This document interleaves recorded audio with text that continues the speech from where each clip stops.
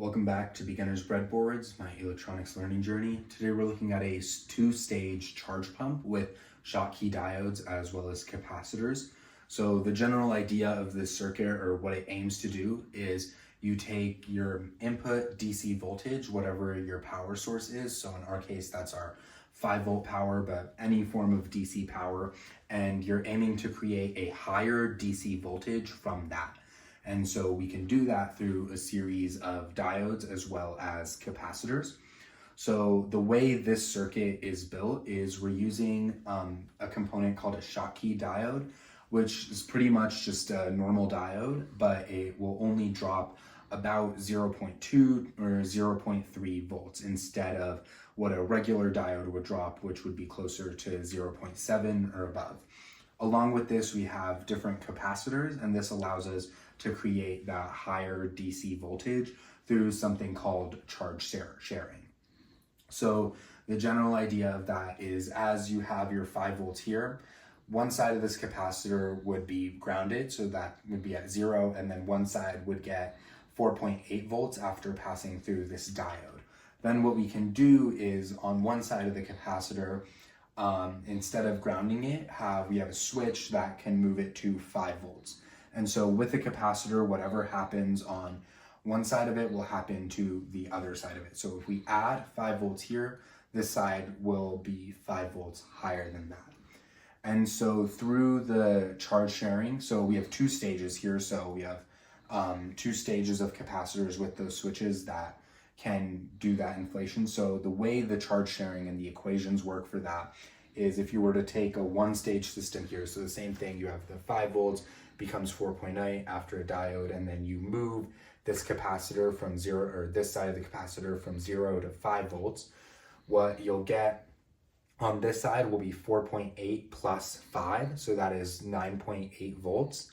And then on this side of the next diode, you already have 4.6 volts as we have here. And so when there's charge sharing there, it'll be the 9.8 here plus the 4.6 here divided by 2. And so that yields then 7.2 volts at the end of that. And so then we have a second stage that does the exact same thing. And we didn't do the calculations for that. And then you just have a V out and then a capacitor there to store what has been made there. And then our load is 4 LEDs and then a 2K resistor. So typically you wouldn't be able to light 4 LEDs with just 5 volts. You'll need about 12 volts to light those 4 LEDs. And so through the charge pump with several stages, you're able to create those 12 volts with just a 5 volt input. So in this entire circuit, there's plenty of different variables that can be played around with, since it's an analog circuit. So that includes the values of the capacitors, the load of the current, so the final load of the current, as well as the frequency at which you switch the buttons. So we have just 2 buttons, and so you can do it manually, but if we were to drive these with an Arduino pin, we can change that to be much faster, so at a much higher frequency, and that would give you a more stable voltage at V out to actually power the load.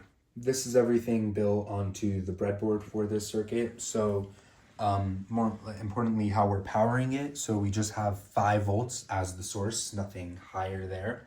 And so for the 2 stages, that's powered with these capacitors and then the buttons that will allow us to change the values there. And so those are both 100 microfarad capacitors. And then for what we're calling a reservoir capacitor, that's a bit larger at 330 microfarads. And then our 4 LEDs, how we're demonstrating to power this. So again, with just a 5 volt supply and without doing anything, you'll have the 5 volts just go through all of the diodes, and then it'll drop a little bit. And so with the multimeter here, we're measuring what's on that output. So right now you're getting just about the full 5 volts through everything. You're getting 4.9 volts, which is not enough to light 4 LEDs. Again, you need closer to 12 volts. But as you start pressing the 2 buttons in like this, one after another, you can see now the voltage on the output is higher running about 7.3 volts. And we're actually able to light the LEDs, although it's not very bright because, again, doing it with your hands is inefficient. It doesn't move quite fast enough to be able to actually charge up the capacitors efficiently.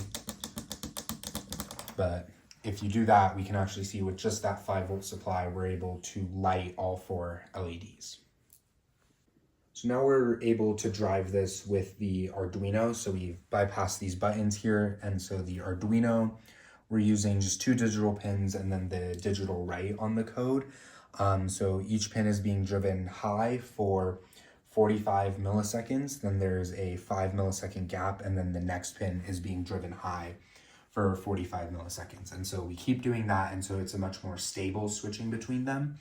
And so now we're able to get 10.76 volts on our output, again, just using the same 5-volt supply. So we've more than doubled it using the charge steering and the charge pump. And we can see the 4 LEDs are glowing and there's not much changing between them. They're not flashing or blinking or anything. It's very stable there. So what we did here with the oscilloscope is we're showing just one of the clocks for one of the stages on the yellow waveform here. So this is just the clock that's being sent in. The other clock for the second stage is going to be just opposite of what this is. And then the blue waveform is showing the output voltage, and you can see that it's almost a flat line, but it has a couple bumps, and that's due to the capacitors charging and discharging, but it's almost fully DC there. And so this just shows how we're clocking it to be able to create, to be able to work the charge pump.